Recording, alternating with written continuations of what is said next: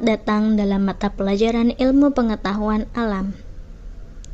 Sebuah mata pelajaran yang penting buat kita. Dengan belajar ilmu pengetahuan alam, kita menjadi tahu tentang berbagai hal di sekitar kita.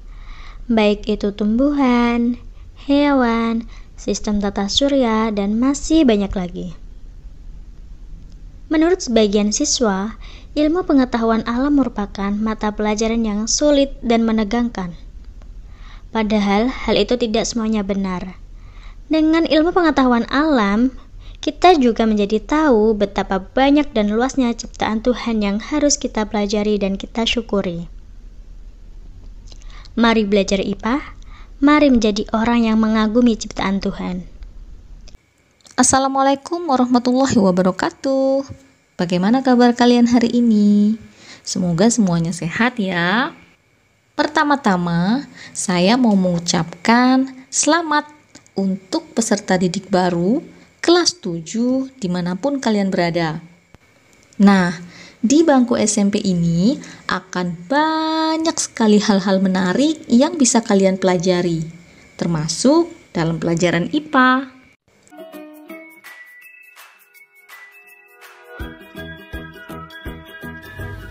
Para ilmuwan atau saintis mempelajari hal-hal yang terjadi di sekitarmu dengan cara melakukan serangkaian penelitian dengan sangat cermat dan hati-hati.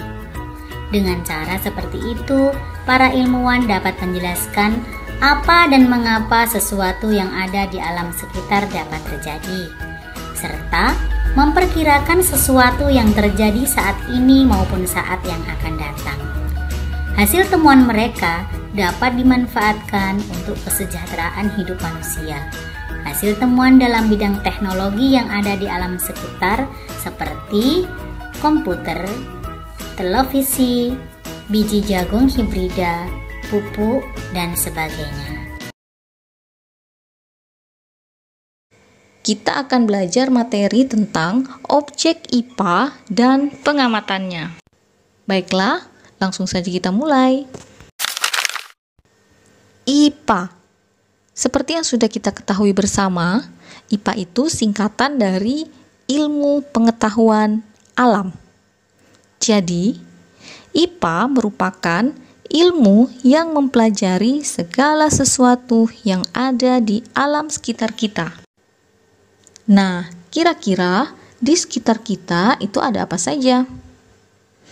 Ada banyak hal yang bisa kita temui di sekitar kita. Ada makhluk hidup seperti manusia, hewan, tumbuhan, termasuk juga makhluk-makhluk hidup yang kecil seperti virus dan bakteri.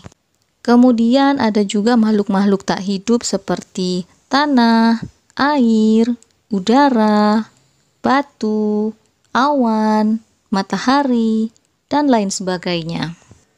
Yang saya sebutkan tadi itu merupakan salah satu dari objek IPA. Objek IPA itu bisa dikategorikan menjadi dua. Yang pertama ada objek biotik dan yang kedua ada objek abiotik. Objek biotik itu merupakan objek yang terdiri dari makhluk hidup seperti manusia, hewan, dan tumbuhan. Contoh pada gambar itu ada sapi, ada kupu-kupu, ada burung, ada bunga, pohon, dan juga rumput. Kemudian sekarang objek abiotik. Objek abiotik itu merupakan objek atau komponen yang terdiri dari makhluk tak hidup atau benda mati. Contohnya seperti tanah, air, udara, batu, awan, matahari, dan lain sebagainya. Nah, sekarang bagaimana cara mengamati objek-objek IPA tersebut? Oke, jadi ada 3 langkah penting untuk mengamati atau menyelidiki objek-objek IPA. Yang pertama, pengamatan. Kedua, inferensi. Dan yang ketiga, komunikasi. Kita bahas satu persatu ya. Yang pertama, pengamatan. Langkah ini merupakan proses mengamati suatu objek dengan menggunakan panca indera atau alat peraga. Contohnya, Ketika kita mengamati seekor sapi dengan menggunakan mata kita atau panca indera kita, atau ketika kita sedang mengamati makhluk hidup yang sangat kecil dengan menggunakan mikroskop. Kemudian yang kedua, inferensi. Jadi, inferensi itu merupakan proses merumuskan penjelasan berdasarkan hasil pengamatan. Contohnya, dari hasil pengamatan sapi yang tadi, kita itu bisa membuat inferensi, yaitu dengan membuat ciri-ciri dari sapi itu. Misalkan, sapi berkaki 4, warnanya coklat, dan lain sebagainya. Yang ketiga, komunikasi. Jadi, hasil pengamatan yang sudah kita lakukan itu bisa dikomunikasikan dalam bentuk tabel, bagan, kurva, diagram, maupun grafik. Bagaimana? Bisa dimengerti? Dibagi lagi menjadi beberapa cabang. Yang pertama adalah fisika. Fisika mempelajari tentang aspek mendasar alam seperti materi energi, gaya, gerak, panas, cahaya, dan berbagai gejala alam fisik lainnya. Yang kedua adalah kimia.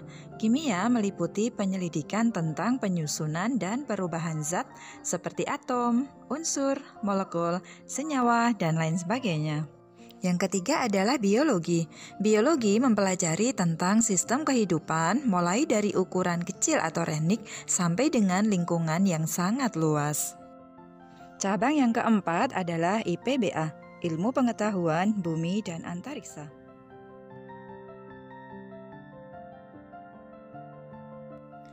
Ada beberapa sikap ilmiah yang harus kita latih dalam penyelidikan IPA. Yang pertama adalah ingin tahu.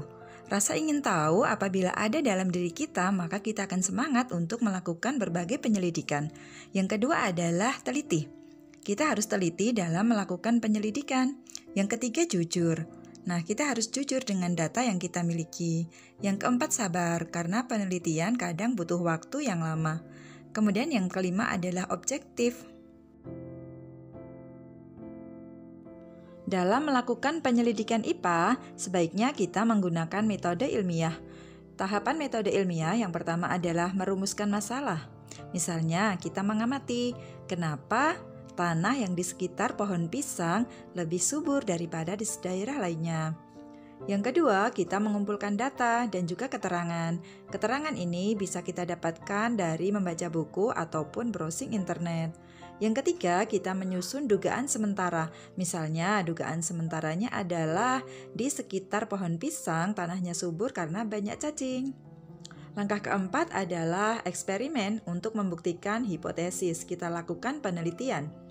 Yang kelima, kita kumpulkan data hasil penelitian tersebut. Langkah keenam adalah mengolah dan menganalisis data. Data yang diperoleh kita olah mungkin dalam bentuk tabel ataupun dalam bentuk gambar. Nah, langkah ketujuh adalah membuat kesimpulan. Kesimpulan ini adalah menjawab hipotesis. Tahap yang terakhir adalah mempublikasikan hasil penelitian secara lisan maupun tulisan. Alhamdulillah, kita sudah selesai belajar tentang objek IPA dan pengamatannya pada pertemuan yang pertama. Untuk pertemuan selanjutnya, kita akan mempelajari pengukuran sebagai bagian dari pengamatan. Jangan lupa like dan subscribe agar kalian tidak ketinggalan video pembelajaran berikutnya. Selamat belajar. Wassalamualaikum warahmatullahi wabarakatuh.